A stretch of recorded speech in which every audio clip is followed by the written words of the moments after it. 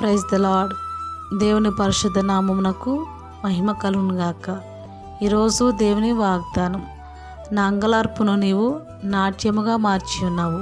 కీర్తన గ్రంథము 30వ అధ్యాయము 11వ వచనం. ప్రియ సహోదరి సహోదరులారా, భక్తుడైన దావీదు బలహీనంగా ఉన్నప్పుడు అతడు దేవుణ్ణి ఆశ్రయించి ప్రార్థించాడు. దేవుడు అతని ప్రార్థన ఆలకించి స్వస్థత అనుగ్రహించాడు. దావీదు యొక్క దుఃఖమును, వేదనను మరియు అంగలార్పును దేవుడు నాట్యముగా మార్చున్నాడు. ఈరోజు వాగ్దానం వింటున్న సహోదరి సహోదరులారా, మనము కూడా అనారోగ్యంగా ఉన్నప్పుడు దేవుణ్ణి ఆశ్రయించి విశ్వాసంతో ప్రార్థన చేస్తే దేవుడు మన ప్రార్థన ఆలకించి మన అంగలార్పును దేవుడు నాట్యముగా మారుస్తాడు.